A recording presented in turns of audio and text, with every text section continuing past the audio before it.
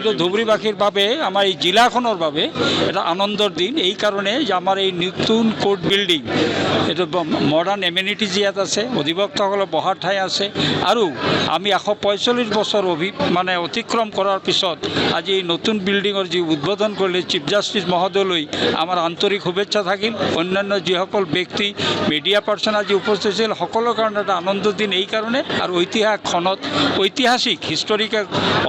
অকেশনত আজি আমি থিয় দিছোঁ আৰু আশা কৰোঁ যে এই আজিৰ এই আনন্দৰ মুখৰ দিনটো আমাৰ অহা দিনলৈ এটা মাইল ফলক হিচাপে আমি আগুৱাই যাব পাৰিম। কিমান কি উদ্যোগৰে আপোনালোকে নতুন কাম আৰম্ভ কৰিব? আমি আমাৰতো আগৰ যেনেকৈ সৰাসৰিতো অধিবক্তাসকলে কাম কৰে কিন্তু ইয়াত এটা ব্যতিক্ৰম হ'ল এই কাৰণে ইয়াত আমাৰ আজি চিফ জাষ্টিছ আপোনাৰ ভাষণত কৈ গৈছিলে আমি তাত কৈছিলোঁ যে ধুবুৰীত গুৱাহাটী উচ্চ ন্যায়ালয়ৰ এটা বেঞ্চ হ'ব লাগে তেওঁ ক'লে যে তথাপি আমি এটা আজিকালি যদিও আমি কৰিব নোৱাৰোঁ ডাইৰেক্টলি তথাপি মই ট্ৰাই কৰিম যাতে ইয়াৰ পৰা ভিডিঅ' কলত মানে ভাৰ্চুৱেল হিয়াৰিং যাতে আমি ইয়াৰ পৰা কৰিব পাৰোঁ তাৰ কাৰণে তেওঁ আমাক কৰিছে। নতুন ঘৰ নতুন বিল্ডিং উপেন ৰাজখোৱাৰ স্মৃতি মনত পৰিব নেকি? উপেন ৰাজখোৱা এটা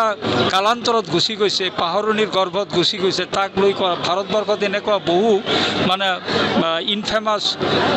মাৰ্ডাৰ হিষ্টৰী আছে গতিকে উপেন ৰাজখোৱাই একমাত্ৰ ব্যক্তি নহয় উপেন ৰাজখোৱা ঘটনাচক্ৰত তেওঁ এই জিলাখনৰ জিলা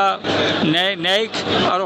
ন্যায়িক অফিচাৰ আছিল আৰু জিলা সত্ৰ ন্যায়াধীশ আছিল চ' এইখিনিয়ে তেওঁ এজন ক্ৰিমিনেল তেওঁ এজন ইনফেমাছ ক্ৰিমিনেল গতিকে তেওঁৰ কথাটো আমাৰ কি মনত থাকিব তেওঁ ইতিমধ্যে শেষ হৈ গৈছে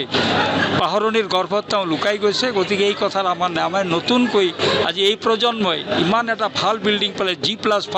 এইটো অসমৰ ভিতৰত জিলাৰ ভিত্তিত এটা এনেকুৱা ডাঙৰ বিল্ডিং 5 বিঘা লেণ্ডৰ ওপৰত গতিকে এইখিনিয়ে আমাৰ আনন্দৰ বিষয় উপেন ৰাজখোৱা এজন ক্ৰিমিনেল আছিল তেওঁ পানিছমেণ্ট পাইছে গতিকে তাত আমাৰ ক'বলগীয়া কয় ধন্যবাদ আপোনালোকে আজি এইখিনি কভাৰেজ দিয়াৰ কাৰণে আৰু আপোনালোকৰ মাধ্যমে আমি জনাব খুজিছোঁ যে ধুবুৰীবাসী আনন্দিত উৎফুল্লিত আৰু অহা দিনত যাতে আমি আৰু ধুনীয়াভাৱে এই যিটো আমাৰ মানে প্ৰগতি এইটো যাতে দোপে আমি আগুৱাই নিব পাৰোঁ তাৰ কাৰণে আমি চেষ্টা কৰিম। Thank you. যিকোনো খবৰৰ বাবে যোগাযোগ কৰক 7099017330 লগতে 7099017110 নম্বৰত।